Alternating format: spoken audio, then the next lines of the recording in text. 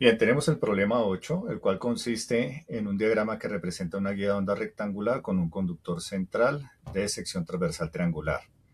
Entonces nos piden analizar qué ocurre con esta guía de onda cuando se reescala, tenemos una guía escalada, o cuando se rellena un dieléctrico. Nos piden verificar qué ocurre con los tipos de modos que se pueden propagar, para los modos fundamentales de la guía original y la guía escalada, determinar y razonar la relación entre las impedancias características y entre las velocidades de fase, y repetir la respuesta, pero entre la guía original y la guía rellena. Es decir, hay que comparar esta con esta, tanto en la impedancia característica como en la velocidad de fase, y esta con esta, tanto en la impedancia característica como en la respectiva velocidad de fase para cada uno de los modos que sean posibles. Empecemos por establecer las condiciones de existencia de los modos. Empecemos por el modo TEM.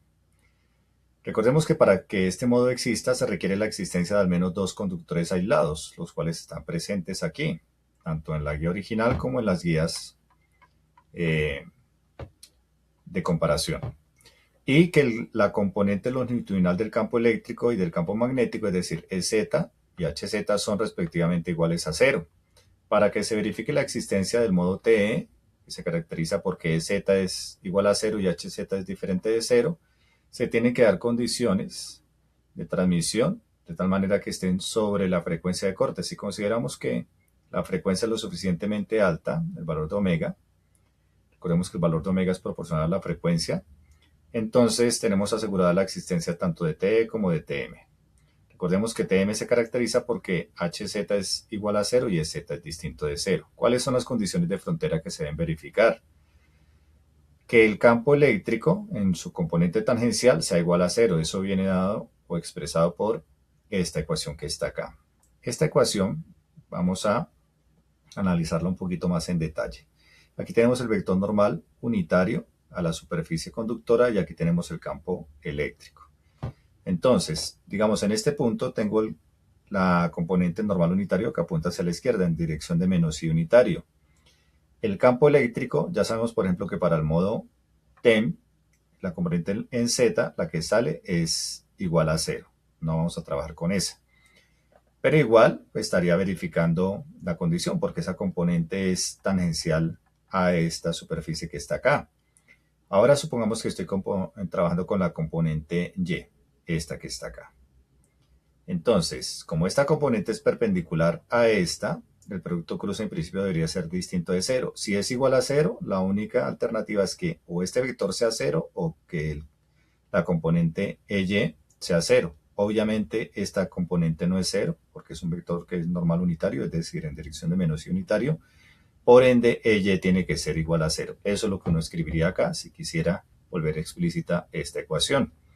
Ahora miremos la componente X. La componente X obviamente es perpendicular, no es la componente tangencial, no es lo que está diciendo esto. Listo. En cualquier caso, si hiciéramos el producto cruce entre esta componente X y el vector normal unitario que también apunta hacia allá, pues me va a dar cero necesariamente. ¿Por qué? Porque serían dos vectores paralelos. Listo, entonces como dijimos, todo eso se puede resumir en esta condición, en esa expresión. N cruz E igual a cero.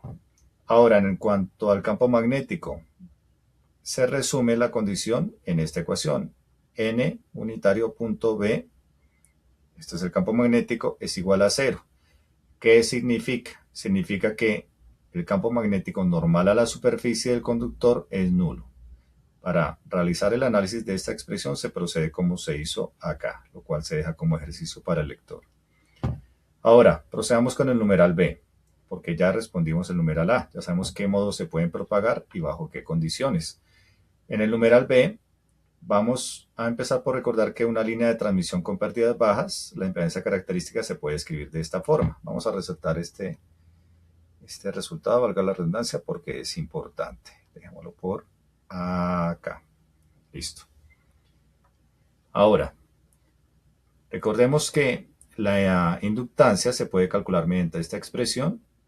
Es una expresión integral, lo cual parece complejo, pero resulta más sencillo de tratar de lo que uno cree. ¿Por qué? Porque aquí están pidiendo es comparar impedancia con impedancia. Y recordemos que la impedancia es comparar inductancia con inductancia, capacitancia con capacitancia, finalmente.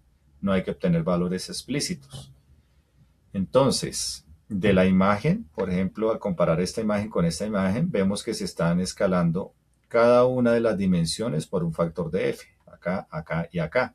Eso significa que el área se debe escalar de esta manera, f cuadrado de s. ¿Por qué f cuadrado? Porque el área tiene dimensiones de metro al cuadrado. Por ende, como cada dimensión lineal se está escalando por f, pues cada dimensión de área se escala por f cuadrado. Por eso queda así. Eso quiere decir que el diferencial de superficie se va a reemplazar por un f cuadrado de s. Y dado que el campo escala inversamente proporcional a la distancia, el campo magnético, recordemos que esta es la forma de representar el factor de proporcionalidad utilizando la ley de Ampère. Si quiero mantener la corriente constante, entonces necesariamente h se va a escalar como h sobre f, porque esta distancia que está acá es lineal y como cada distancia acá se está escalando linealmente, por ende se cambia el h por un h sobre f. Entonces se reemplaza el h por un h sobre f acá y se reemplaza el ds por un f cuadrado de s acá. Eso fue lo que se hizo en esta expresión. La permeabilidad magnética no cambia porque las condiciones del medio de acá a acá no cambian. La corriente eléctrica no cambia porque se mantiene la corriente y las condiciones que se establecen inicialmente sobre el sistema. De tal manera que al cancelar este f cuadrado con este f cuadrado que está acá, recordemos que esta f está dentro de un cuadrado, se llega a la expresión original de la inductancia. Luego la L escalada, la inductancia escalada es igual a la L original. Vamos a encerrar ese resultado porque es importante. Aquí está. Listo. Ahora, tenemos la capacitancia. La capacitancia se define de este modo.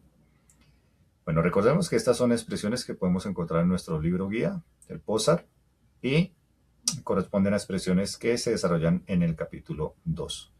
Ahora, esta es la expresión que depende de la permitividad eléctrica del material, la diferencia potencial entre conductores, el campo eléctrico presente, la componente transversal del campo eléctrico, diferencial de superficie. Nuevamente, el diferencial de superficie ya sabemos que es f cuadrado de s por el factor de escala de todas las medidas lineales. Y como esto es diferencial de superficie, es de ser área, entonces pues escala por un factor f cuadrado, como ya se explicó antes. Ahora, el campo eléctrico, la componente transversal del campo eléctrico es proporcional al voltaje e inversamente proporcional a la distancia de separación entre los conductores. Nuevamente se está escalando todas las dimensiones lineales por un factor de f. Recordemos que B no cambia, las condiciones que se establecen sobre la guía no cambian. Por ende, el campo eléctrico se va a reescalar inversamente proporcional al factor F. Debido a esta D que está acá y al escalar en F, pues necesariamente el campo va a quedar reescalado así. Se reemplaza esto por esto y esto por esto en la expresión original. Obtenemos esta expresión para la C escalada, la capacitancia escalada.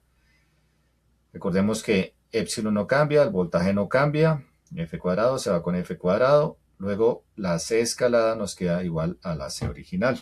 La capacitancia no cambia al escalar la guía. Usaremos ese resultado porque también es importante. Por ende, si ni L ni C cambian, significa que la impedancia característica no cambia. Y eso es lo que tenemos acá. Ese es el resultado central. Vamos a encerrarlo acá. Aquí está. Entonces, tenemos básicamente dos módulos. Nuestro primer módulo sería este que está acá. Y este segundo módulo. Aquí tenemos nuestra primera cajita, que sería el punto de partida para realizar el análisis. Y este que está acá.